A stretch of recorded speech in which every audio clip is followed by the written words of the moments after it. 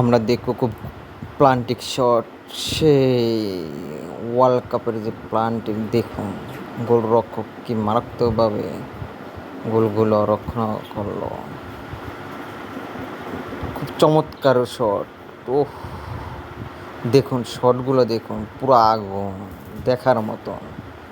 পুরো গোলরক্ষক পাগল হয়ে গেছে। দেখুন শটগুলো কীভাবে করছে।